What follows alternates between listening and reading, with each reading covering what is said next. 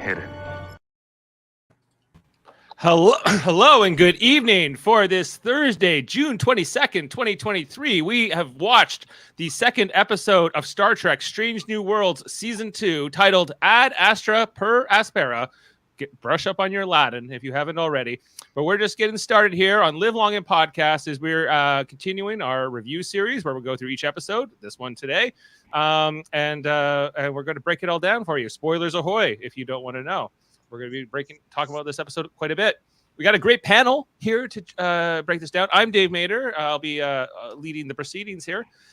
We have Chris, the World Mind Murphy, with us. Howdy. And on this episode of Star Trek Law and Order. Yes. A procedural courtroom drama. A little bit in this episode. We have, of course, Davan Skelhorn coming with us tonight. How are you doing today? All the way from the East Coast. Sorry, you guys had to witness that outburst. Yeah, I know. Hey, it's okay. I won't tell you. Oh, actually, I got to tell you something. Did you clip that intro together yourself, Dave? Yes. Okay. Well, when I can never remember her name. Who's the captain in this? The prosecuting captain in this episode. Patel. Okay, yeah, where she's like reaching into the empty bed, and then the very next clip is Kirk like. That's a stroke of genius. That was intentional. That was intentional. Yes, that was genius. That's a stroke of genius. Yeah, he was like, "This seems like a fun ship. I think I like it here." Yeah. Also joining us for the first time here on the podcast, we have Jen L. Rossman coming in to us. How are you doing tonight, Jen? Good. Thank you for having me be here. Thank you for joining us. Chris Murphy, he found you in the Twitter world, and we appreciate you coming on and sharing your thoughts on this episode. Thank you. Thank you. And also, last but not least, we have, of course, Adam Woodward. How are you doing tonight, Adam? Hit it, man. This was a great episode. Yes. Great episode. Yeah, I'm with you. Okay, everybody, we're going to talk about this episode, break it down. We'll get into the screenshots, but let's just, Adam just said he liked the episode.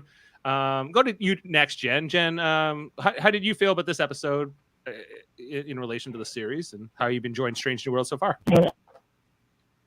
I love Star Trek Law and Order episodes. I was especially excited that this one was so transgender rights themed. It started off with Una's leg brace that had the trans flag on it, and very excited to talk about all the symbolism and everything from that point of view. Right on. Okay, go to you next, Murphy. I was excited to see the episode because of I have trouble saying her name. I believe it's like Yateed. The lady who played the lawyer? Attorney. Yeah, the lawyer. She was in American God, which was a pretty good show. So I was sort of excited to see her portrayal in this episode. And Yateed Badaki. Yeah, Badaki. That's right. A Nigerian actress. Yeah, she's apparently was a big fan of Star Trek, and it was like a lifelong dream for her to be on this show. So it was really cool to see her performance in it. And I was like, oh man, I can see why this is the second episode, because it was a bit slower paced. But by the end of the episode, they just hit me with the Star Trek feels, and just that kind of spirit of what Star Trek is about. So. Yeah, absolutely. Not a lot of action. This is definitely a talking episode, Davan. Just morning in our chat, there was some comparisons. Like those. Yeah, I do too. I do too. There was some comparisons to Measure of a Man, another courtroom drama type Star Trek episode. Yeah, see, you guys had to go with your comparisons and stuff before I even watched the episode. Oh my god! So I couldn't get that out of my head the whole time. I'm just like comparing it to Measure of a Man, and I'm just like, I wasn't just so I'm clear here. I wasn't comparing. I said it was as good as. I wasn't. You said it was better than Jody. Jody, I said it was better than. Classic Jody. No, it was Adam's fault. You said it was better. Okay. No, but listen, I'm still going to blame Jody, actually. But hold on a second. You understand, Measure of the Man is like one of my top 5 Star Trek episodes of all time. Yeah, because it's amazing. Yeah. Okay, here's what I'll say about that comparison. Okay, so this one is probably like more cohesive. Well, at least there's more highs. There's a lot of good stuff in this one, but I don't think it has quite the iconic peak that there it sits in Measure of a Man. Yeah, only because you've had 20 or 30 years behind you. Yeah, just the nostalgia lenses for sure. Yeah. Right. I think that Would you like to once you make through? Measure of a Man, it's hard to like replicate that precisely in any kind of unless you just retell that story, which would be kind of boring anyway. So this is a different kind of individual rights hearing story. I think I thought it was interesting. I think there's some moments here that I think really will stick with the series. Let's walk through it all, guys, because this was the big cliffhanger. We were One left question. with. Question. Am I missing something here before we get started? Isn't Lon also an augment, or she's not? No. Okay, I thought she had some like super strength or something. My bad. She's that. related She's to. just related to Khan. Yeah, I know, but yeah. I just thought she was still had some powers, but I guess not. Well, what is her relation exactly? She's just told she is related. Ancestor. He's her ancestor? No, she's his ancestor. No, she can't be his ancestor. Of course she can. They were frozen. Like, remember, they were frozen on the Botany Bay for like a century Exactly. before Kirk. So she would be his descendant, not ancestor. She'd be his descendant, not his ancestor. Oh, yeah, I'm mixing up words. She's born after him, right? So, yeah. And again, I have one more before we get going to is Chris said it right off the bat. The Star Trek feel. When I say the last couple weeks of, sometimes you feel like they're not in the spirit of Star Trek in their writing and whatnot. Not Strange New Worlds, but other things we watched. Yeah. And this was right back on track. Like it was. Yeah. It felt. Oh, good. Yeah. No, this was a pure Star Trek through and through. But yeah, like I guess back to that whole thing with Leon. I always get her pronunciation. Leon. Because she's Khan's descendant. I never figured that out. That's hilarious. Yeah, she's the descendant of an augment, so she would have some augment DNA, but she's not genetically augmented herself. But I don't know. I don't know how that works, but not enough to disqualify her from Starfleet by any means, and she doesn't have. Well, if he was augmented after he was born, then his DNA might not be augmented, just his body. Correct. Like he might not pass on the DNA. It depends, yeah, because we've seen that the augments, like the Khan and some of the ones we saw in Star Trek Enterprise, like they have super strength, super intelligence, all these like other abilities that Lon. In the case of Julian Bashir, charm. And he's able to do math really fast in his head, and that seems to be most just super serious. Yes, a crouching tiger knows no. We just need to find out if Ron is good at darts or not, like Julian. Yeah. All right, let's get into the episode, guys. Just some screenshots just to keep us sort of on track. How does that look? Actually, I'll go back to this model just so we can see us all and see the image. Okay, so we get this great city here to start. By the way, and so this is the planet that Una grew up on, because this is a flashback scene to start off. We see the young Una who's crying, looking at the window. We see her parents are sort of in the background crying, and we see that she's got this injury. We'll find out that this is a broken arm that she had gotten at school during that day. And her mom's like, it's okay. Had the transgender flag on it. Yeah, if you look at the strap was the trans flag. Oh yeah, there's a trans flag in that strap. Yeah, there is. I didn't pick up on that. Yeah. Good pointing that out, Jen. Yeah, and so I know it hurts, baby. The mom says we see it glowing a little bit. I think this is just also to help us remember that this is Una. I think, or to help us reinforce that who it is in this flashback. And her parents are like, we can't go to the doctor, we can't take her to the hospital. And then we flash forward to the present day. With Una, we've seen her glow orange before. We have seen her glow orange before. Yes, we know that that's her thing. And so Una in the slammer back in San Francisco, awaiting her court martial. And we then come to a scene here where it's Batel, who is the lead prosecutor here against Una, who's sitting there. Why? Okay, yeah, this The is my Starfleet captain. this is my nitpick. You can be a captain in the military and be a lawyer. Yes, I agree with that. She's not. She's the captain of a ship. Yes, and Why Davan is is she being also put also on like correct. this trial? Like, That's where's the her ship? problem. I agree. I don't like that either. Either you're in the judge. Either you're a JAG Yeah. or you're Yeah. a starship captain. Yeah. You would Yeah. never see them be both. See, it's the weak point of this episode. They only did it for the relationship drama between Yes, her. that's the only and reason they Mike. did it. Otherwise, it So- really should be a new character. Which is why I think Measure of the Man maybe still be a better episode. But we'll get back to that. well, in that episode, Riker is forced to be the prosecutor against his will, right? And That's that they at least write it into the story because there are no other JAG officers or around. They're in the Present, middle of yeah. nowhere. Yeah. right. And so she gives this offer like, hey, you can get dishonorably discharged, no prison time.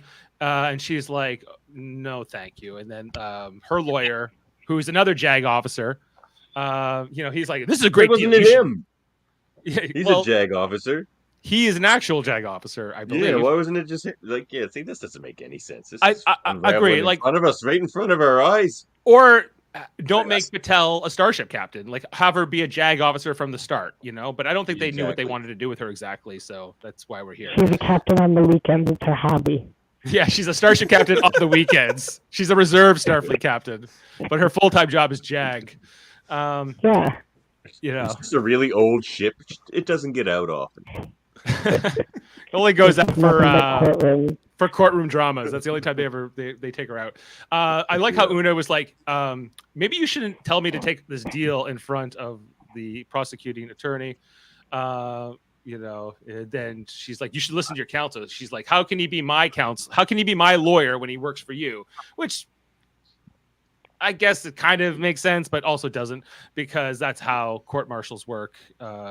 Everybody's supposed to be in the military, but they make an exception in this episode where a civilian comes in and represents Una for this, because I think you have the right to choose your counsel.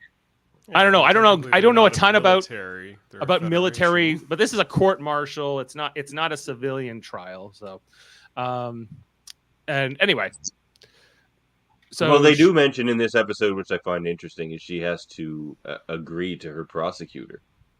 She's like, "You agree?" I was like, you. "Do you consent to having this person be the prosecutor?" And she's like, "Yes." What if she said no? Like, what would happen then? Like, find somebody else, I guess. Yeah. But like, what a Well, way that's what to you should have done delay anyway. your trial forever. Like, yeah. What? It was Until you longer you're consent? stuck in holding cell, and that's no fun. It was also interesting that the choice of in this role where she's had her hair down, on the ships. Now she's got her hair up and very studious and whatnot, versus the captain role that she had. Right. Yeah. Well, I think they're still fleshing this character out too a little bit. But yeah, and then This we stuff's come up. all cool though. This Illyrian world with the atmosphere that they. Yeah, that's the next scene here, modify because themselves to be able we're to. still in the teaser section of the episode, and the scene where Pike gives us a captain's log. He's on this planet where it's not suitable for human life. He has to wear this breather mask, but everyone else is kind of walking around him here. Doesn't seem to be working. Like he seems to be like about to die. Like this Yes. mask doesn't seem to be working very well at all. It's kind of hilarious. Maybe you should just wear like a That's- full-blown environmental suit, Pike. Yeah, maybe. Yeah. Oh, Jody's coming in. Here. Fashionable. He needed to wear an outfit. Hello. Hello. I'm so small now. Yeah. You're fashionably late. I'm Just always now. fashionably late. Yeah. Well, we're right on your boyfriend here, Jody. I have a huge man crush on him. Yeah. Not gonna lie. Don't You waste know. it. If I widow's was ever peak, to isn't it? turn, he would be the one.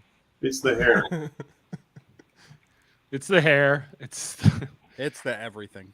the everything. Anyway, he's not leaving until he can talk to this lawyer who's. What's her character's name? Yatide? Or is that the actor's name? It's the actor's name. I Yeah. believe it's Nira. I Nira, believe right? that's- I think Something that's like it. that, yeah.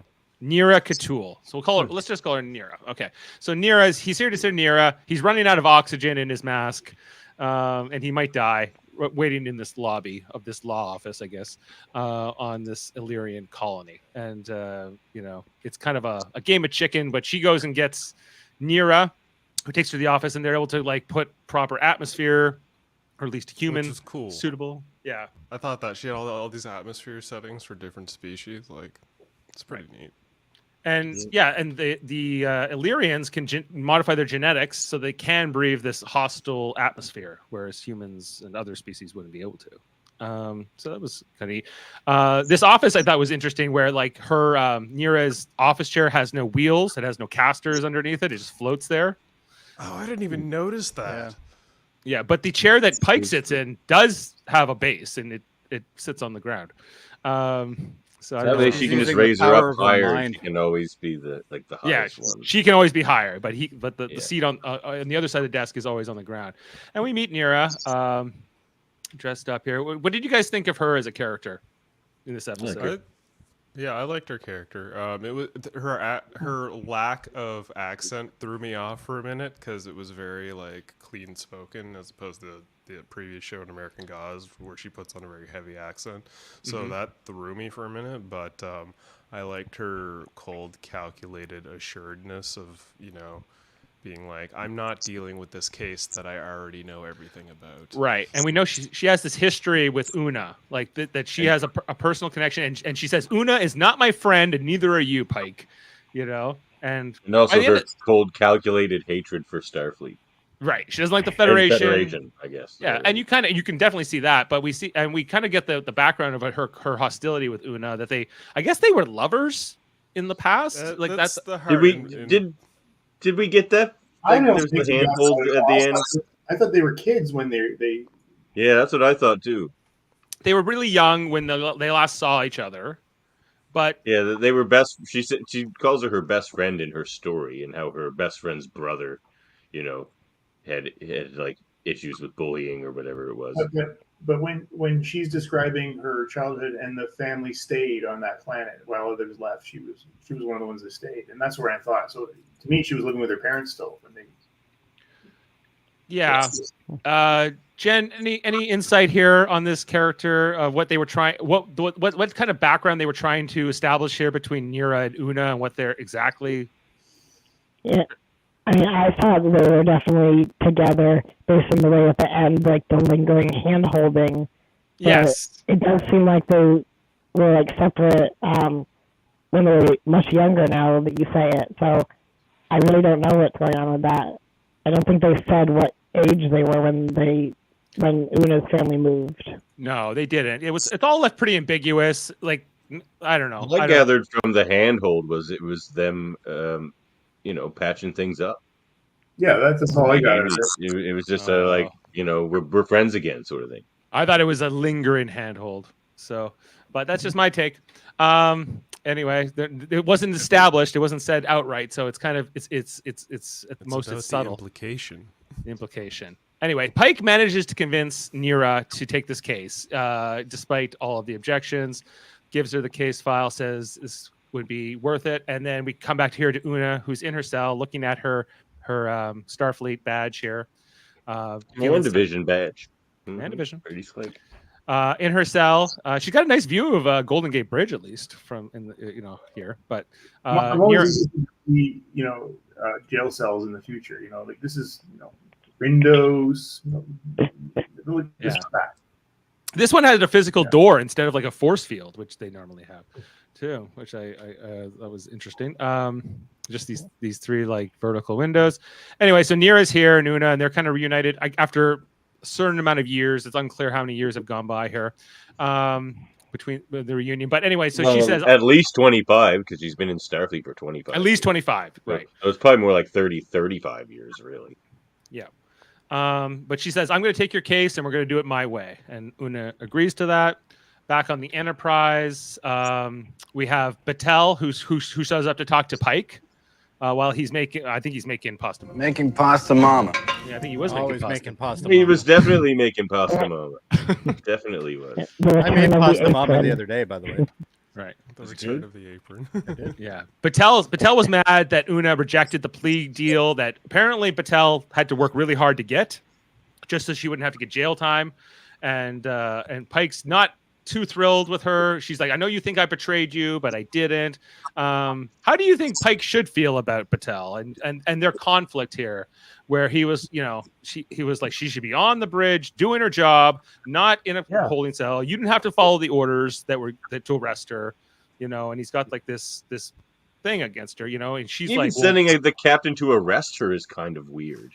Like, her part in all of this is very strange. It is. I agree. Like, who does she But actually? also, are they dating? Like, he's acting like they're dating, but in the middle of last season, he was after that girl from the Kill the Child planet. I can't remember the name of that. Yeah, they're not in an exclusive relationship. They seem to be friends with benefits, or maybe slightly more than that. He's acting like she's like betrayed him by doing this, when it's like you're not even really dating. Right. He should be asking her why she's a lawyer all of a sudden. Like, why are you here? Is what he should be asking. She's like, our job as Starfleet captains is to follow the law, and I love Pike's response here. And what if the law is wrong? What if the law? Oh, I get wrong. I am the law.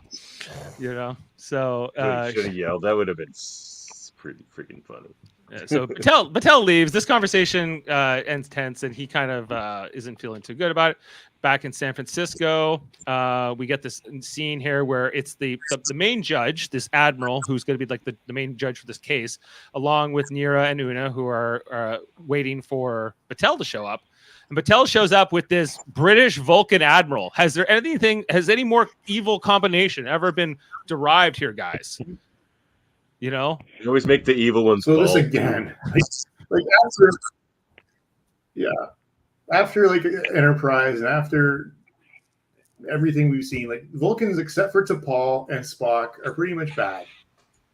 Oh, exactly. They're all angry.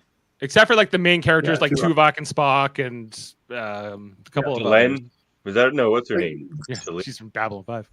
No, the new Vulcan. Dave, this is T'Pol. Go ahead, Adam. What are you asking? Here's my whole. I didn't really understand why this guy was so into getting rid of her. Like it didn't. This is what the whole. I thought they were. He's presented. He's like the top guy for the JAG Corps. He's like the JAG admiral, I think. And so he's kind of looking over Battelle's shoulder here the whole episode. And eventually, when he finally spoke later in the episode, I'm like, oh, he speaks, and he's British. But he's kind of like Battelle, who's supposed to be all the British is evil. Yeah, and I can say that I'm allowed. And Vulcan, Let's put it this way: if they're Badmiral and they're Vulcan, they're 2 times Badmiral. And if they're British, that's like 4 times bad. That's like 4 times bad. Right. Yeah. So all of those things combined, but he's very quiet in this episode. Anyway, but they're servant of the Queen. He's just doing what the Queen, king now. Because Una, servant of the British Empire. Right. Because Una rejected this deal and doesn't want to take the plea deal. Now they're throwing the book at her. They're charging her with sedition, and they're trying to put her away for 20 years in a penal colony. How many years?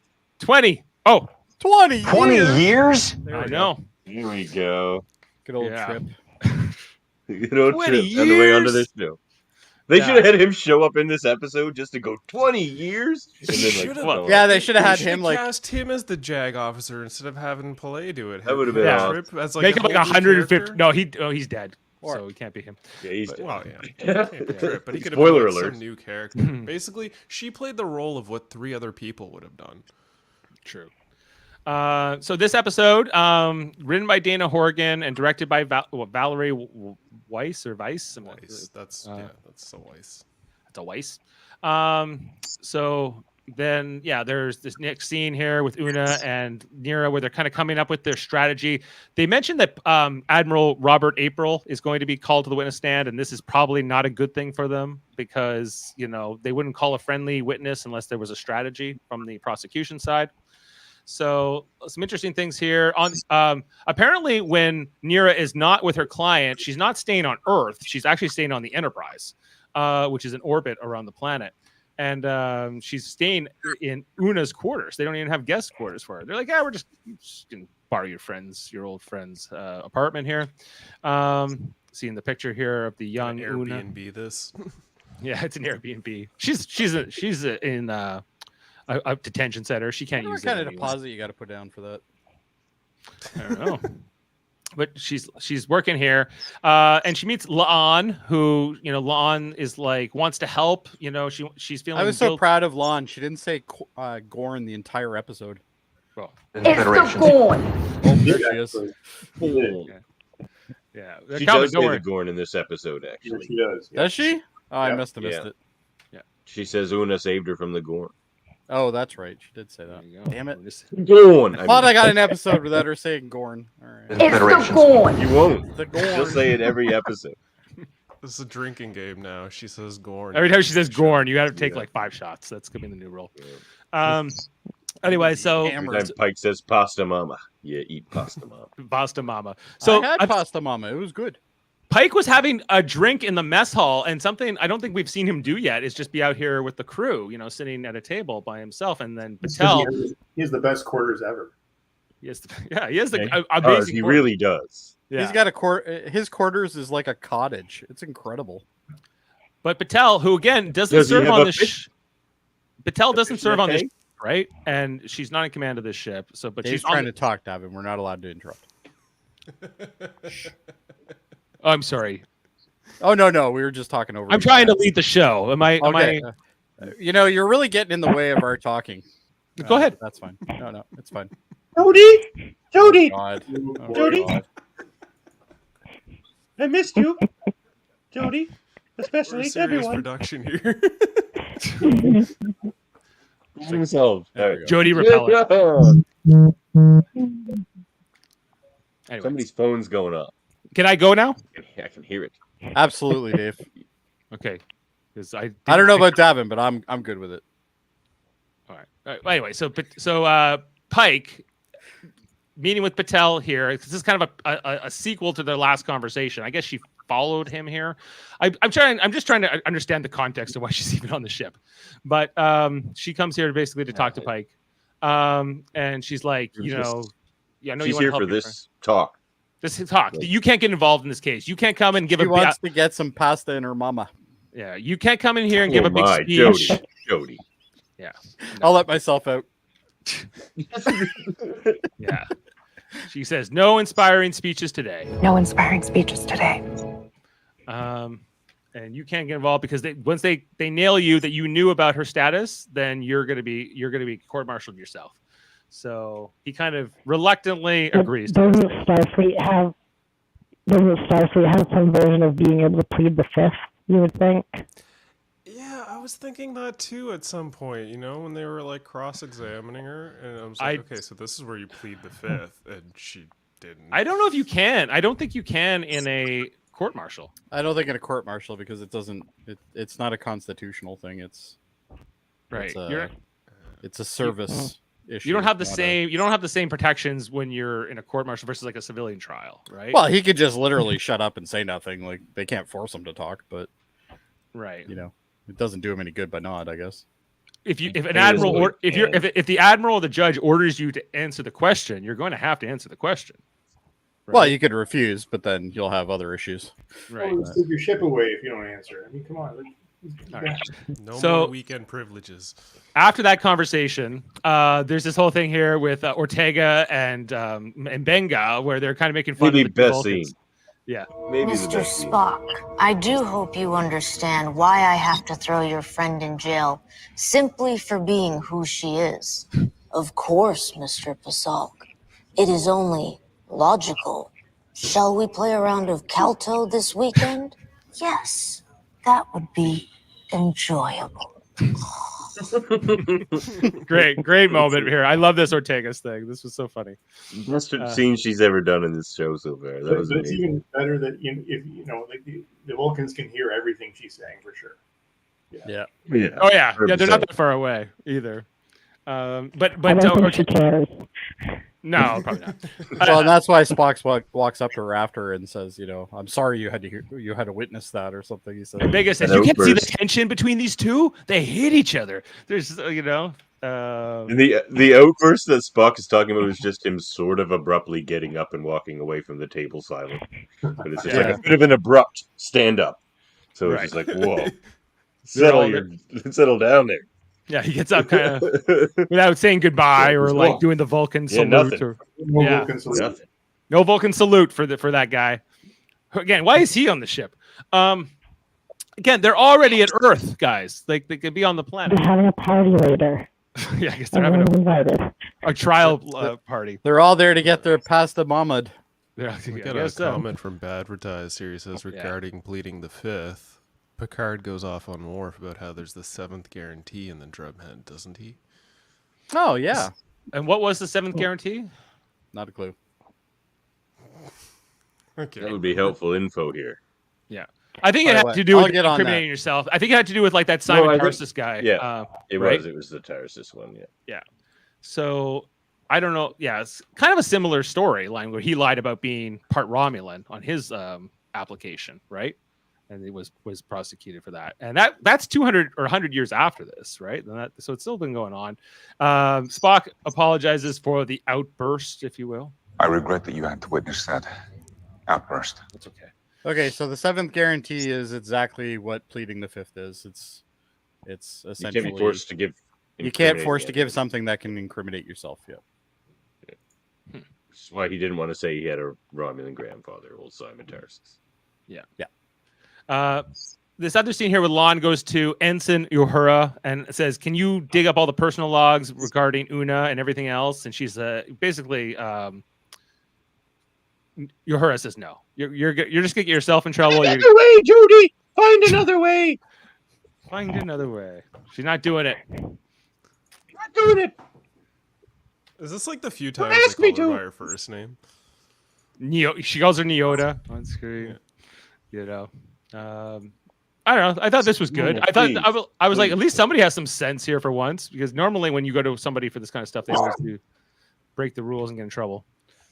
She's like, "You're just gonna get yourself in Uhura's awesome. trouble." Yeah, Uhura was just like, "No." I And, like her in this scene a lot. She's like, yeah, but you're not bringing me down with you. Like, not a chance. not a chance. I'm So she still just an ensign.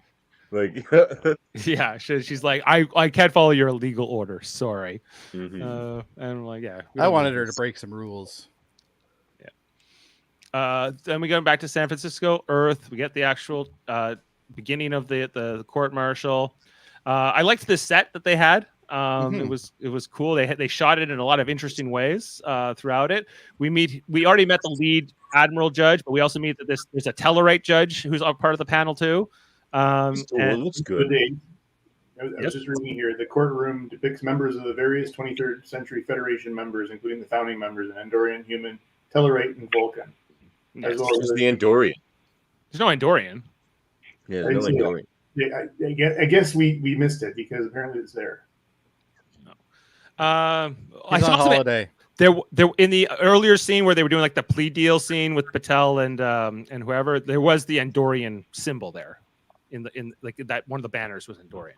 And then this other commander guy, this other Vulcan guy, is part of the panel too, but he's not an admiral. He's somewhere. Okay, so I've got He's a not? question about this. Can I somebody? thought he was an with- admiral. with, They said you know, commander. prior knowledge. Can somebody explain to me the badges, like what's with the colorful Sure. badges? Sure, I Dave would love to. would love That's to tell you. I was hoping he would have the answers. Okay, well, so the dress uniforms, guys, that were updated for this episode, they're very much like the original series uniforms, although they've made some embellishments. So basically, like the badge is kind of like when you see like a military uniform with all like the different campaign beads, like kind of like, so you can see like certain people, theirs are larger and are more ornate. Like the admirals have grander ones, like the ones with epaulets. look at those epaulets. The other change they've made is that they've made the Admiralty like this navy color instead of like traditionally they would have worn a division color, the way that they did it in the original series. But that's how they're being consistent with like the duty uniforms they put on like Robert April and some other guys this season and last season. So that's a change. I don't hate it, but that's different than original series. And That's so gonna like, end up in your closet, is what you're saying. it's okay. It's not bad, So sorry. So they're like the Starfleet equivalent of ribbons and badges. Then Yes, that would be a way of putting it. Yeah. Service medals, yeah. Like how many Pokemon gyms they've defeated. How many that Pokemon too. Exactly. I think I see that grass one. And I love especially love like Boy Scout what they band. did here with the collar, this like gold piping around it. It looks amazing. I know not everyone's into the uniforms, but these were pretty looking good. Cool. Very cool. Dress uniforms. Good dress uniforms. Maybe my favorite dress uniform. Like that one that Uhura wore last season. Like she shows up to Pike's quarters in. I thought that thing looked hideous. This is like really nice. So pieces of flair. That's amazing. We don't want to talk about our flair here. No, you don't want to talk about your flair. I agree. Yeah. Huge lineup tonight. Yeah, we got a big lineup here, Jaemeel. Well, where are you? Yeah, you could even be larger. Yeah, so I don't know. Like this trial goes on, and the crew on the Enterprise is watching it on the screen as it's proceeding. Batel versus Nira, and these opening statements that are made about everything else. Then Robert April comes up. Can you go back one for a second? Yeah. All right, I'm done. Thanks. So, the Robert April scene where he's testifying, Adam. What do you think of this one? Adam? Can you hear me? They had to bring him up. And I like the line of questioning. I mean, at the end of it, would you back her up? If you knew that she was Illyrian, right? And he answered the question honestly. No, I wouldn't. I mean, there's no other answer for him to answer there. He has to go that direction. Well, maybe not. Like he might start. I think he's being truthful, and like he's like, if I known she was ineligible to be on the panel, then we would have. Is someone else coming? Oh, did he down? Oh, Davan. Davan trying to do something silly. Okay. You're lucky my phone died. Or it would have been Uhura. He was so gonna set that phone up on Uhura. He was gonna put her in as a permanent frame and just torture Jody. Yeah. Okay. So, guys, because most of this episode takes place in a courtroom, I'm trying to remember the specifics of each scene. Well, I mean, for the most part, Nira sort of cross-examined Aubrey to the point where, like, you're not prosecuting him, right? Like, you're supposed to be defending your client, and she's like, I am, by giving she brings up logical questioning. Well, she's like, you've broken the Prime Directive a bunch of times when it suited you, when you thought that you needed to, and I think Nira makes some excellent points. She's like, so you're willing to break the rule and this and this and this, but this rule about her being genetically modified, that is sacred. Nothing can break that. Even though the Prime Directive is supposed to be your most sacred law, and I think she makes a really good point, Doesn't that break everything from now on? Like now, anytime you're ever tried by Starfleet, can't you say, but you guys break the Prime Directive all the time? Like, well, maybe, yeah. Literally everything. His testimony was stricken from the record, right? Yeah, and by the end of the conversation, everything was stricken from the record. I'm like, she won. Like nothing he said. Yeah, she got rid of that witness. Can be considered. I think that the decision, like guys, like let's talk about this, because the decision to sponsor somebody to come into the academy is very different. Are you eligible? Yes or no?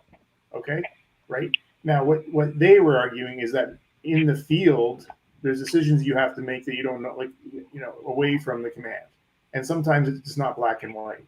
This was a black and white rule. Not saying it's right, but a black and white rule. Yes or no? Right. Well, so I don't think she really won that argument. And what if the law is wrong? That's what Pike's asking. Yes. Anyway, so then April leaves because basically Nira tears the hell out of him, in a very convincing way, to the point where this Vulcan judge stands up. He's like, he's not on trial, But she's like, well, isn't he? Aren't you all? Because for Nira, she's not doing this for Una. She's doing this because it's publicity, because it's putting attention on the cause, because she's exposing the Federation for the hypocrites that they kind of are in a lot of ways, And so I think that that this is kind of shaking them all. And we see here, like while they're watching up on the Enterprise, they're like, that didn't seem like a good legal strategy. But it kind of is. These guys are not Chapel a is. pseudo navy at all. Yeah, they're not a pseudo navy at all. Storm eyes. Yeah, Chapel's like, ah. Yeah, she's over this. She doesn't want to watch Star Trek C-SPAN. But Pike has just like an oh boy reaction to this whole thing. And then good old Bob April, he comes up here to see Pike, his old first officer, in the quarters. He's like, so getting her as the lawyer was your idea, he says to Pike. He's like, oh yeah, she's one of the best civil rights lawyers in the galaxy. Wait, how can you go wrong? And she's like, and her opponent is the captain of a starship. Yeah. Anyway, moving on. Yeah. Well, she's like, like the best versus the worst lawyer in the galaxy. Like, what is this even like? What are we doing here? Not good. Yeah. And he's like, well, April's like, she could have asked me about how amazing of a Starfleet officer Una was, and but she didn't do any of that. Like, it could have been a little bit more of a positive than just basically treating me as a hostile witness. Is how she kind of treated it. Pike tries to make amends with whiskey, but April just doesn't even take the glass. He just walks out. Oh. Yeah, and Pike just pours it into his glass. Wait, you didn't see that's him awesome. Packing down the entire bottle. He didn't care. Oh, yeah. Yeah. Whatever, more for me. Yeah, Pike just shrugs and pours it. Now I gotta get some more pasta, mama. Yeah, Making pasta, mama. back on whiskey in his. Back in Una's cell, she confronts her attorney, who she's like she's not happy with how she treated Robert April on the stand. She's like, doesn't matter. I'm not here for you. I'm doing this for me. And she's kind of frank about that. But we need to win, right? And we need to start going a different way with this trial, right? And so she kind of leaves Una saying, like, I don't care if I have your approval, like in terms of treating people with kit gloves or making the Federation or Starfleet look good. My goal here is to win the case. So I thought that was a good thing to do. That slot in the door is quite a security risk, though. That little slot? Yeah. If you're a changeling, I guess. Yeah. You can hold a weapon through that. No problem. You can, I guess, but you have to break the glass first. Oh, is there glass there? Oh, yeah. Okay. Well, then maybe that's all right. Yeah. Back in this courtroom. One of those Esri Dax shoot through walls guns. Yeah. There you go. Those are fancy. Transport bullets. Yeah, that's what they were. Then we get this this next set of testimonies where it's three officers. It's Lon, it's Spock, and it's Mbenga. I like how they shot this, though. Yeah, they keep like flipping between the three instead of giving us three. But they're all scenes. framed the exact same way, which is really cool. Right, because they're all speaking to how good of a Starfleet officer is, how she saved people, why she's worth keeping in Starfleet, and that this is all character establishing and absolutely everybody is rocking epaulets. Yeah, wait did you see the epaulets? Yeah, exactly. They're going. Well, not Pike. No epaulets for Pike. Well, he's in a duty uniform. Yeah. He's handsome enough. Damn it. I love these dress uniforms. True. Epaulets would have sent Jody over the edge. Oh, I'd be like, bah! I don't understand like the epaulets for like if they're supposed to be lieutenants, why are they wearing lieutenant commander epaulets? Anyway, that's one little point of confusion. Better right. In the Deep Space Nine episode, Dr. Bashir, I presume, which was all about augmenting people, they shot it the same way with Dr. Zimmerman interviewing people who knew Julian. Right. Yeah. Yeah. Good point. It's kind of a callback to that where like Worf's like, I do not like doctors. Any doctors. Any doctors. Not even holographic doctors. Yeah.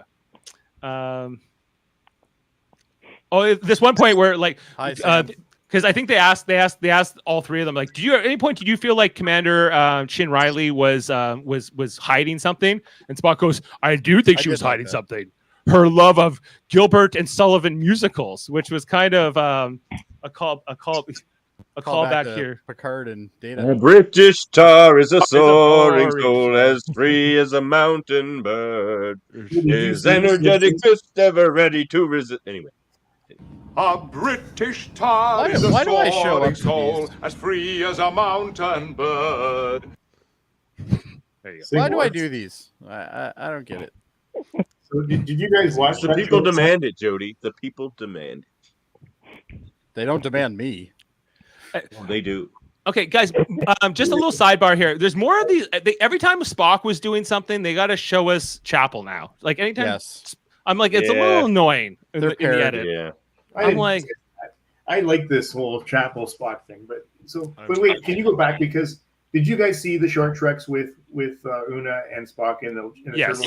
turbo? I love that. Yes. You guys, it was a great little thing. at the time, I didn't like it. Maybe if I go back and watch it now, I'll like it more. But you will. I don't Go think I've back. actually ever Bring seen them. back short treks. the short treks. No kidding. Short Spock, treks the Spock Chapel thing is hindered by the prequel disease, which is we know where it ends up. Right. So like it all just seems weird considering where it ends up. Yes. So That's the thing. Chapel has no lines in this episode, by the way, too. She's literally like an extra. really, in the she just entire looks episode. around. Yeah, she just looks, but her looks are like significant. They say things. I was hoping for more Carol Kane, and I didn't get any of it. We get no Carol Kane in this Yeah, me episode, too. either, which was because she had just She doesn't joined the know crew. Una. She's packing her bags still. She doesn't know her. Doesn't know her. She doesn't have a reason to be here yet. And so anyway, like this is what she says. Oh yeah, she loves Gilbert and Sullivan. Yeah, and then they're all like, "Oh, that's Spock. He was called back to the short treks." But then they I like this little thing. I did pull the clip here, just of these three kind of giving us the different. Please don't sue Paramount. Please describe the nature of your relationship with the defendant. She is a mentor. I have learned a great deal about leadership by serving under her. She puts the lives of her crew above her own. Always. She is a friend. Family. Una is family. Some good editing that scene. Yeah, I liked it too. Good edits. Benga's great. Yeah, no, a strong scene. Did we gloss over Mbenga with like assessing the Vulcans while they were talking about their a little body bit? language? We kind of mentioned it, but yeah, It's he like, was. I think you're busy setting up your phone. No, that was way earlier than that, Jody. Thank you very much. This image here, guys, is from Discovery season 2. Of these two, like when he's wearing the old Discovery uniform. But anyway, back here, we're back in number one's quarters, Nuna's quarters, with Nira, who La'an comes to see her and brings her that. She's like, "Can you bring me the Starfleet Code of Justice in a big book format, like a printed book that's all created?" Because she asked for that earlier in the earlier. Well, scene. we saw them walking around with pads and stuff. So like, why do they need a book of this? Like, They don't need grab the it, Jody. pad. This is a deliberate Oh, choice to make a drama. book. It's drama. Each pad can only contain so much information. You'd have to have a whole stack of them. It's true. It's true. You're just gonna walk in with like a. Do you know how many books I can put on my e-reader? Come on. Yeah, your e-reader, but in the Star Trek universe, they can only put on like a page. They can't afford an upgrade? No, Come on. And you can't, you have to have someone deliver the pad to someone. That's true. Yeah. But beyond the book, guys, I think that like this whole scene here where there's this whole thing here about La'an's like she feels guilty because she found out about her being Illyrian, about Una being Illyrian last season, and then she got mad about it. She made a personal log about it, and so we thought that maybe it was La'an that had reported Una to Starfleet, but they're kind of trying to figure out who was the rat. It turns out it was Una. Spoilers, but herself, she testified because she kind of heard La'an giving the personal log. But more than that, Nira gives this whole speech here. She's like, you think with your heritage coming from the Noonian Sing line or whatever that you would have more empathy for this because you think that what did she say, like they've been looking down on us for so long that you start looking down on yourself This was the whole scene that made me think this was all about being transgender, because it really feels like internalized transphobia. And when she said genetics isn't destiny, all of that just feels very like they're trying to do something metaphorical about this.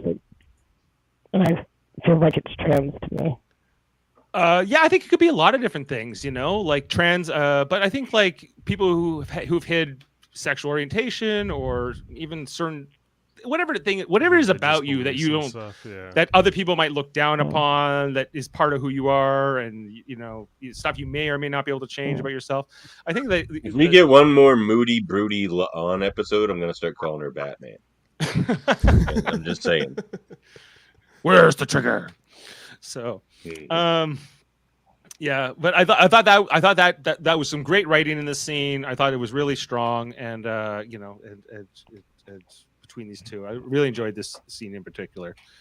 Really hit home, and then we come back to the trial, which continues, and this is where, So again, another nitpick. She's like, I would like to call Una Chin Riley, like number one, to the stand, and all this looks like no one was expecting. I'm like, you didn't tell her you were going to put her on the stand before you announced it. She denied her that. Like, Una wanted to go on the stand, and she was just like, no, that's always a bad idea. Right. They're just going to get you to corroborate their facts, the facts they want. Like, what's the point? So right. Yeah, going on the stand is usually... if she didn't go on the stand, she definitely wouldn't have won. Yeah, you're right. She had, and I think so. Eventually, I think it was between the last scene and this scene that Nira kind of derived her legal strategy of how she wanted to proceed here, right? So she asks a bunch of questions to her throughout this testimony that is going to come back later and come back up in why she deserves asylum and why ultimately they'll win this case by the end of the episode. There's this moment here where the Vulcan admiral stops Patel, who seemingly is doing her job, right? Well, he's mad because she's not doing her job. He even says it. Not enough. She's not going as hard as she should, because she doesn't really have her heart in it. It seems like. Well, why is she? She's a Starfleet captain. Why is she there? Why isn't he prosecuting this? Tell me, Dave. You have to tell me. Why isn't he prosecuting it? He did say, I know. He's like, my colleague wasn't having the gumption to basically ask the hard-hitting question of how long did Pike know that you were an Illyrian, which is like the smoking gun question. Right. Well, seriously though, Vulcan Admiral, if you wanted her to go after Pike, get your prosecuting lawyer, to not be Pike's girlfriend.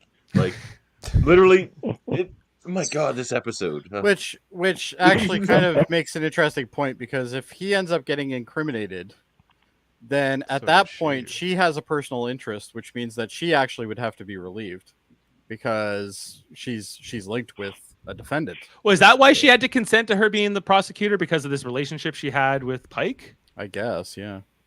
Okay. That'd be my guess, anyway. It seems like they would have people know. The court wouldn't know about the romantic relationship. Why didn't they get that guy who was assigned to defend her originally to be the prosecutor instead? Yeah, that guy. Because he was terrible. Yeah, he was because terrible. they already called this captain to hang out. So what are they going to do with her then? Right. We're paying her for the episode. She's got to hang around. They had to give Mrs. McMurray. She volunteered just as an excuse to see Pike again. That's where that is her Mrs. from. McMurray. Oh my God! Didn't I'll know never it look was at her her. the same Shit. again.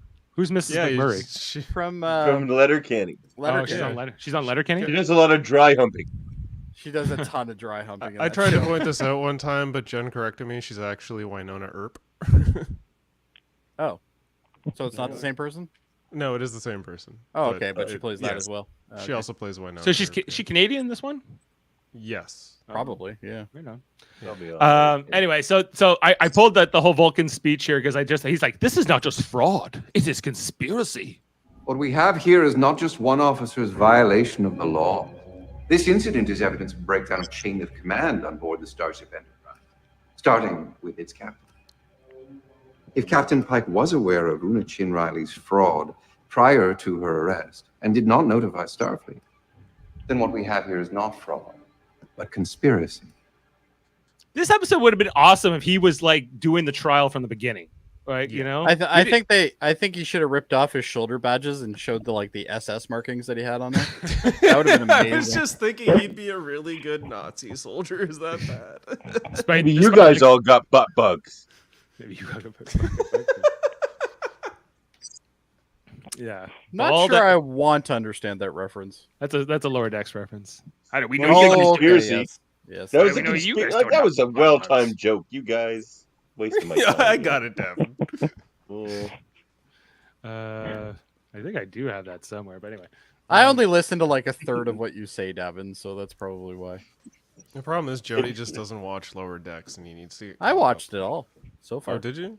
I've watched it all. Yeah. Is this it? I don't have the praise that you guys have for it, but Butt bugs. apparently. Anyway, so there's a lot of tension here. Oh, now they're they're coming for our first officer of the Enterprise. Now they're coming for Pike. Is he going to be the next to get a court martial? Where does it end? You know, He's like, I'm This was an interesting gonna come down there and pasta some mama. yeah, he might. I bet you that's a sex position. Then we finally get So- Neera. This is where Neera brings out the book, guys, and she's like, "You know what I'm going to do? I'm going to get Batel to read the book." She's like, "Do you know this section, this particular code in the Starfleet book?" And she's like, "Yeah." Like, how about you read it for me? Sure. Story time, everybody. Let's read this right from the book. And so she reads it out, and then it's intercutting that this policy is that the Starfleet can give asylum to people who are persecuted based on religious or other reasons or beliefs or culture, and General and asylum reasons. general asylum reasons. I'm not sure that would apply though to the organization for which is doing it. That seems a little off. But We're giving you asylum from Starfleet. we're giving you Starfleet. asylum from Starfleet in Starfleet. Okay, Yeah, that makes No, sense. she was fleeing persecution from just regular Federation citizens. for Right, but when she whatever came to Pike, she wasn't. Was she? No, I think no, that- no, reason. no. Yeah, it's a stretch.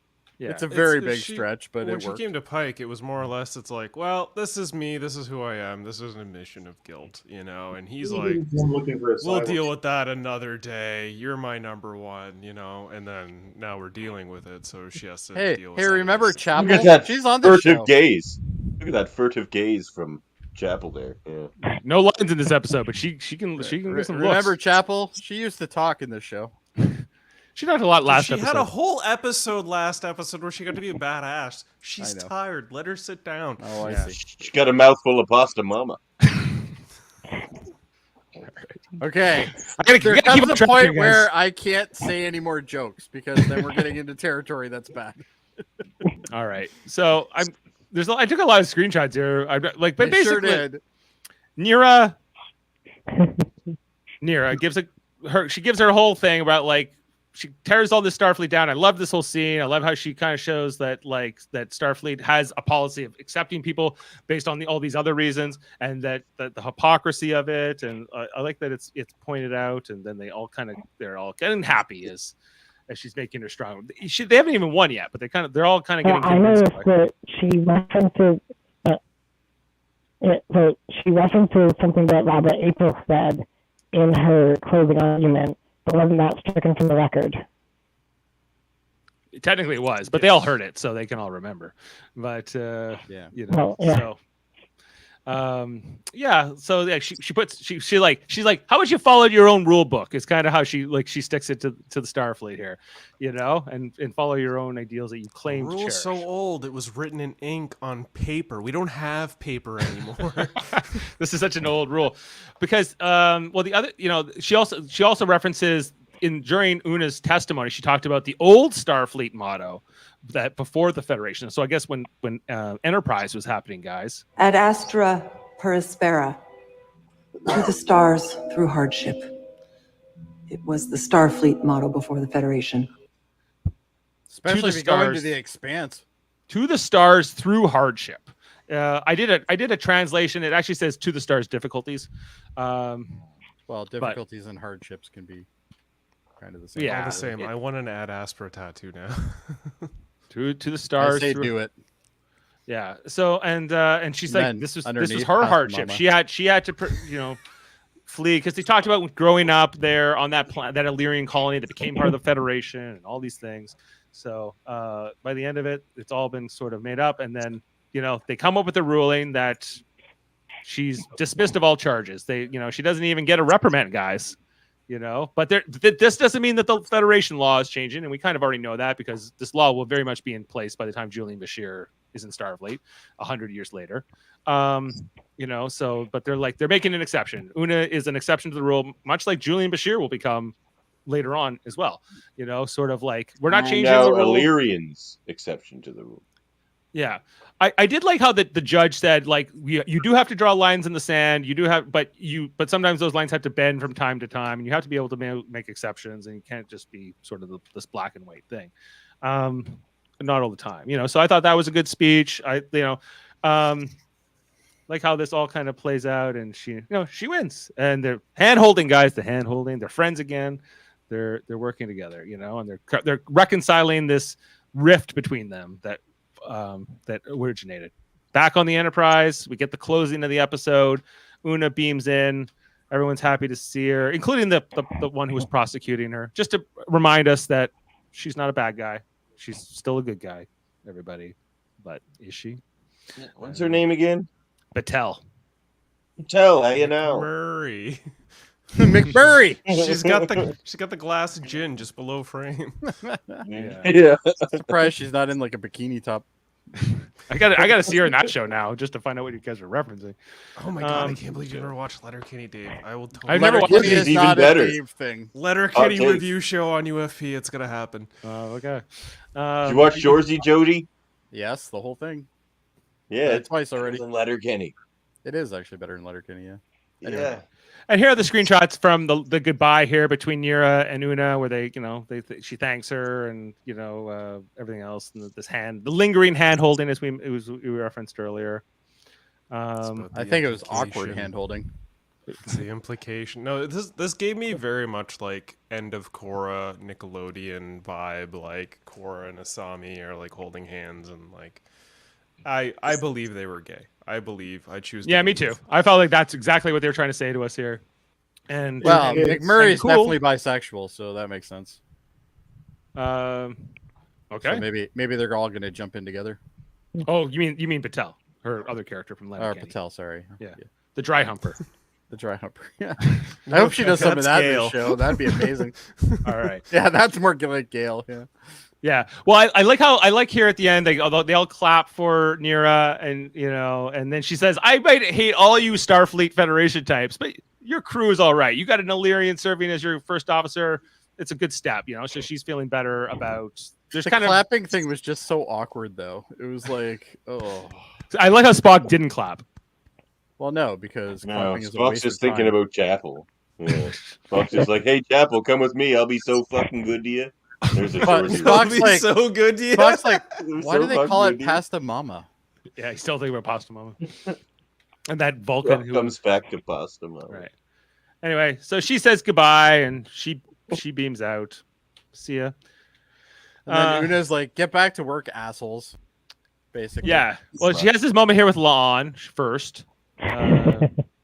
Where she says, and Law didn't say Gorn at all, which was good. Yeah, well, there's kind of an apology that she was mad, I guess, or whatever was left lingering from last season. And then she said, and then Una's like, "Why aren't you guys doing your jobs?" I loved Ortega's here. Thing practically flies itself. Shit practically flies itself, guys. What Sure, with no captain on it ever. If you're talking about Yeah, she's like, if you're all here at the transporter room, who's running things? I make maybe it's Carol Kane. I don't know. It's alarming the pilot is saying that, though.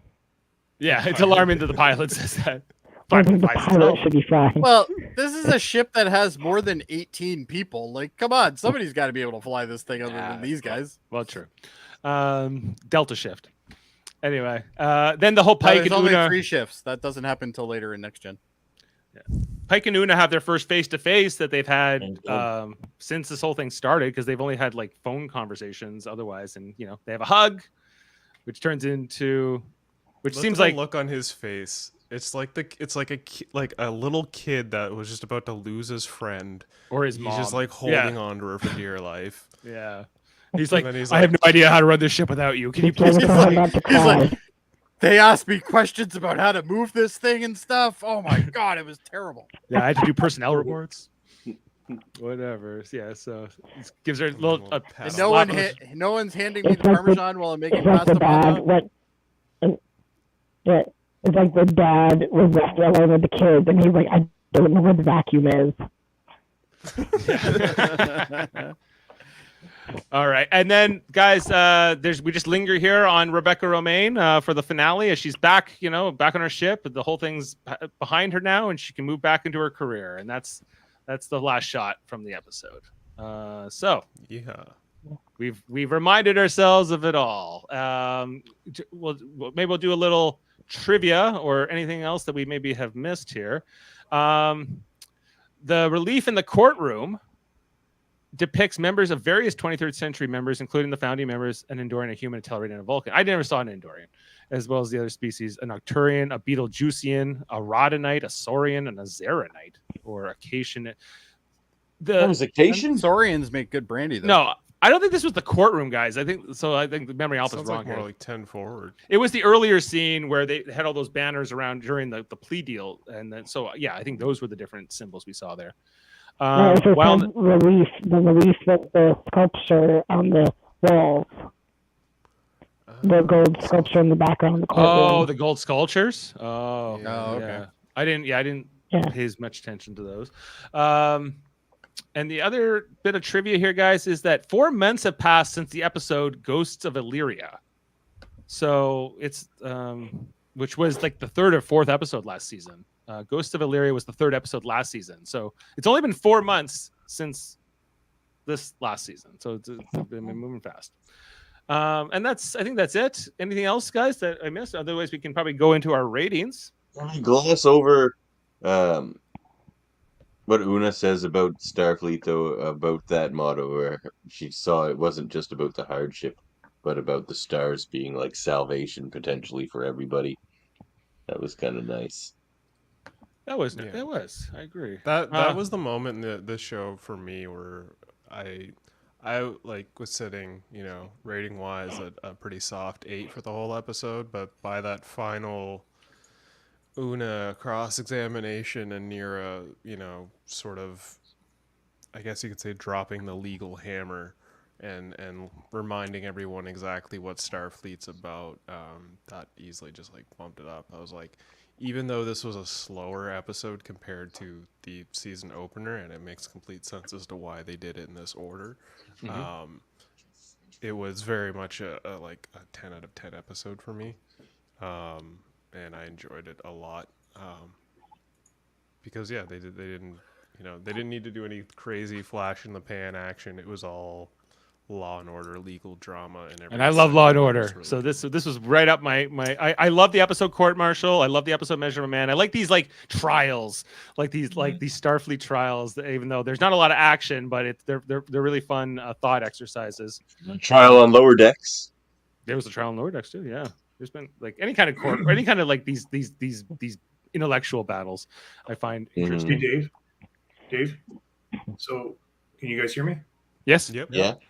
So one of the things La'an states in her testimony that she's been promoted every year she's been in service of Starfleet, and she only holds the rank of lieutenant. I thought she would be there a lot longer. So she's only been in because they ensign, lieutenant, junior grade, and then a full lieutenant. So she's only been there 2 years. This goes back to my comment about the epaulets, because she wears the epaulets of a lieutenant commander, but they keep referring to her as lieutenant. And so does Spock. He also wears a lieutenant commander epaulet. So it's I don't know. Maybe they're just shorting it to lieutenant. Normally, it would be the other way around. You would call them a commander. But commander. Anyway, yeah. Commander. Question here from Sam, who's watching us live on Facebook, or I guess on YouTube, actually. When do they start using star dates? Because Enterprise did not have star dates. You're right. They use actual Christian years, if you will. 23. 23. No, but this is before that.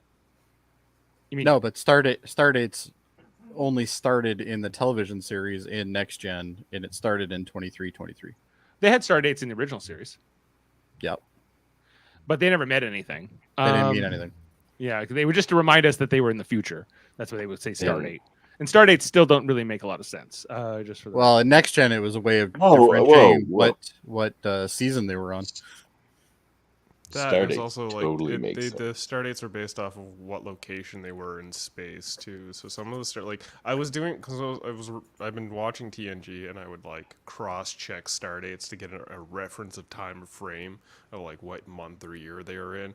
There'd be some episodes where it's like a few episodes back and they're like in August, and like 2 or 3 episodes prior they would have been in November of the same year. So it kind of jumps around. So it's not like exactly a clear mathematical equation to figure out what a star date is in the future. So Yeah, you have to go off a guess. I just like going by normal years whenever possible. I think this is a subject for Davan. I think Yes. Davan It needs is. to We cover talked this about for- this. We have already on locutors of Trek. There you go. I would have go. assumed you guys did at this point. All right, guys, ratings. Let's get into it. I'll go first. I like this a lot. 9.5. Jen, do you want to vote for Kevin tonight? You can get your rating. I would say like 9.5. It hit all the good emotional points, but why was Battelle there? Yeah, I'm with you. Half a point deduction It for does that. not make sense. Right. Okay, Jody. So as always, I'm going to be the person who's actually in reality. Okay, bring us to reality. So, yes, I originally started this as a 10. Okay, but there are a lot of glaring issues with this episode that we've already discussed, obviously, such as why she's even prosecuting her and stuff like that. So I'm going to bring it down to a 9 because I think there was some laziness in this episode that I was too pumped for it the first time I watched it. So it was, I'm bringing it down to a 9 now. Yep. Okay, Davan. Well, you see about star dates. You see, the first number is the century. The second number is like the season. Yes. The year. Yes. And then then there's What like is your the- fucking rating? I'm gonna deduct it more than half a point for her being in this episode. I can never remember her name. Battelle. She shouldn't have been in the episode. Battelle. McMurray. McMurray, how you now? How Yeah. is it now? I'm gonna You give should this take a one half a point for her not dry humping anybody either. That's Yeah, Gale. really. Oh, I don't know. true, I that is liked it. Gale. Murphy, what's your I rating? got some problems with this one. I'm gonna go 8. 8. Okay. No, 9. 9's fine. No, he's going to 9. Okay, Murphy. Like I said, I was sitting at a soft 8 for the most part of the episode, then later, and it made me bump up to 10. But in hindsight, with everyone's pointing out why McMurray missed, is the hole there. So I'm bringing it down to I'll give it a 9. I'll give it a 9. Still pretty solid. Yeah, and Adam. Yeah. You guys are like stuck on that one thing. It's enough. She's in half the episode, and she She's in shouldn't a have been lot. in any of it. Yeah. She probably has the second most speaking lines in this episode. It's very Yeah, important. So it's like It makes no sense. It doesn't make sense. Like I still think it's better than Measure of a Man, though. No, it's not. It is. Measurement. I think didn't have holes listen. like that. Okay, so I'm not going to take a half an hour like Davin did, but I'm just going to tell you. I get no respect. For me, the I'm idealism. Rodney Dangerfield of the UFP. Oh, come on. Hey, listen, the idealism of Starfleet really was shown in this episode. I loved it. I loved it. So 9.5, please.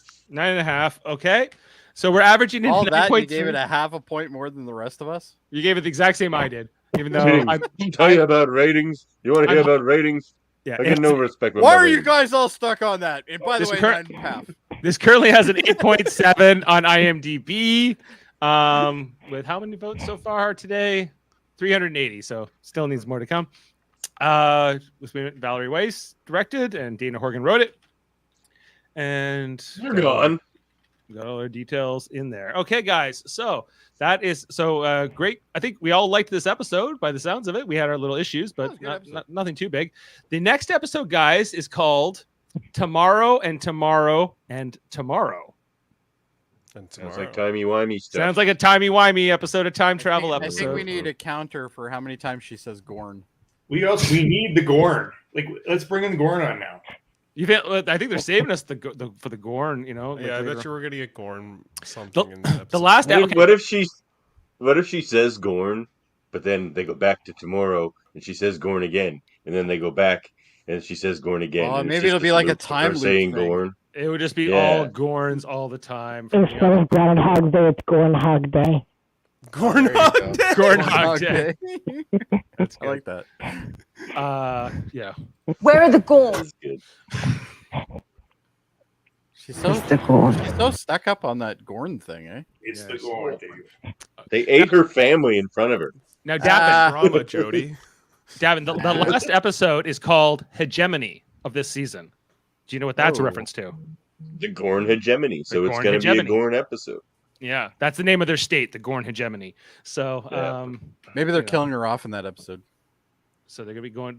It seems like the Gorn War that they teased last episode is maybe coming towards the end of this season, but we'll see how that plays out. She's going to say Gorn so many times in that episode. Yeah. Get your It's gonna be drinking great. ready.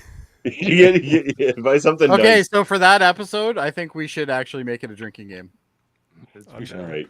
We should. What was it was one more thing I wanted to ask about this. Oh, Jen, I wanted to ask you. Are you excited about the crossover that's coming up with Star Trek Lower Decks? Jody, get over Yes, that was like the reason I watched Lower Decks is because everyone was so excited about this, and I cannot wait to see how they do this. It's Must be gonna good be time travel. garbage. Mark my words. It'll be amazing. Sometimes garbage is fun. Sometimes garbage is fun. I like that. You know, so, That's true. hot garbage, a hot mess. Maybe we may get. When is it? So Sam is like, when is it coming? And my guess is it's going to be episode 7, which is titled. I was thinking episode 8. No, it's got to be episode 7 because the episode is called "Those Old Scientists" or TOS, and it's directed by Jonathan Frakes as well. So I think they gave Frakes. Okay, the that's crossover. definitely Outpost Frakes scientist. Frakes is the director. Yeah, Frakes is the That's what- director on that one. Yeah, that's what I like to call them, like those old scientists. I'm pretty sure I have a Boimler quote somewhere for that. They need to stay on their own fucking show. That's what they need to do.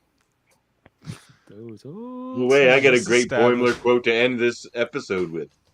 You do? Yeah. Oh, perfect.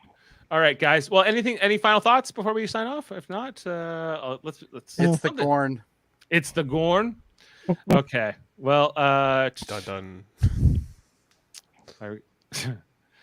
I'm just trying to think. I think I want to go out on this this Una one. We'll see you next time, everybody. Live long and podcast, and make sure to check out our. Plug in your own shows. Oh, I should plug the other shows, guys. Yeah, if we you don't got a know, Federation of Podcasts. you're right. I didn't show up here because I just wanted to hang out with you guys. This is about the marketing. I'm here to plug my show with Adam. Yeah. Okay. Without Starfleet, none of you would exist! We don't want to protect you from the Klingons and the Borg. We just want to explore and study fucking quasars! That's a good quote. And comments. And comments. Yeah. Okay. So it's Live Long and Podcast, our Star Trek theme channel, which is this one you're watching right now. All kinds of different Star Trek podcasts, including an ongoing one with Star Trek Enterprise, where we're going through episode by episode. Jody and Adam. It's been a long road. It's been a long road getting from there to here. We are almost done season 3. We got 2 episodes left in season 3, and then we got season 4 to come after that. But check all that out. We've been talking about all those episodes and breaking them down. Similarly, we've been doing it on Deep Space Nine for the last few years. We've done 6 seasons so far. 7th season is set to start up later this year, and then we'll be doing, of course, this one here on Strange New Worlds, but Lower Decks when it comes back, and Discovery and Picard. No, there won't be any more new Picard. But yes, there will. We'll see.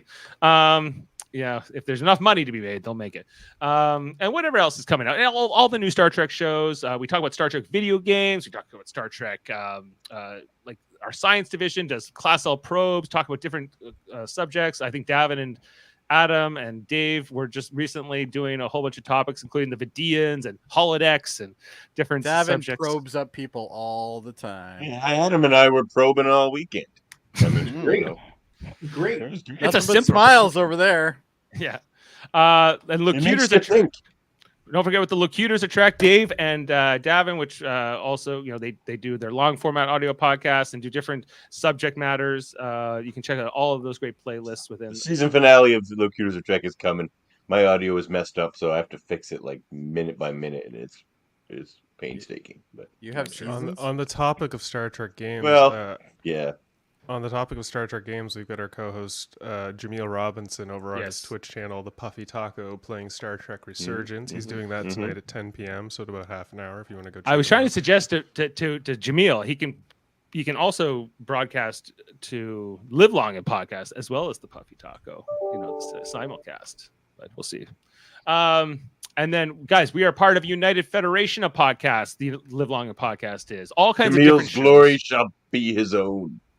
Yes, you can check it. You can check it out. Our different channels. We have a website, ufpodcasts.com, where my son Eamon Mater, you'll see he does a music podcast where he reviews music albums with different guests. A lot of the people you see here tonight.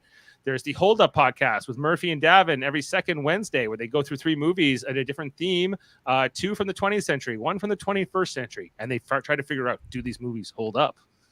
What do you guys coming up next? Something with Kevin's on next. We're gonna spend the next 2 weeks watching Kevin's pick. yeah, it's a long we're movie. Sailing the high seas. We're doing Hopefully the longest movie. Yeah, so it's far gonna on be the our longest. podcast. How long is this movie? Das Boot. It's like 3.5 hours long. 3.5. Yeah. Yeah. Jesus. A a long brief movie. 3.5 It's hours. good. Are they all Wolfgang Peterson movies? Because he does everything in water. No, I don't know. I wish we kind of did. I picked Captain Ron. That's definitely not Wolfgang Peterson. That's a good pick. That's a good pick. Oh my god! I picked. You're Heart really of the going Sea, from which is one like side to the other side, aren't you? With that, You like to have a diverse range of films in each episode. Captain very Rod and diverse. Das Boot. All right. What's the third and then one? and then we end it with Heart of the Sea, which is like a Moby Netflix Dick. tale of Moby Dick. Yeah, Oh, that's with Hemsworth, right? yeah, Hemsworth, and it's got Or in Tom Holland Spider-Man. in it, too. I was disappointed in that movie. Anyway, we're not here to talk. Oh no! Now I don't Are want to you watch. on that show, Adam? I am sometime. It just Yes, at some point. You're in on, the near future. yours is the one after Kevin's. Yours coming. I think I have You got another like one 3 booked weeks with you to guys, watch but I those don't know 3 when movies. I'm on next. You do. Next season. Cartoon Gavin, what do you got going animation. on X-Rated, which you do with Andre Mayette on Tuesday? Talk about X-Men, the animated series. Well, yeah, we all just had we had a interview with Lawrence Bain recently, and we had Cameo Fest 1996 there on Tuesday. That was fun. Murphy made a cameo. Jaemeel made a I cameo. would have, it. but we were playing hockey. If you had done it the previous Tuesday, I could have made it, but you moved it. So X-Man Dan made a cameo. It was still fine. I You saw know, we've X-Men got Dan's cameo. That's we're pretty wrapping good. up season 4, which is what was supposed to end the series. So season 5 will be interesting. And we've got more interviews coming down the pipe.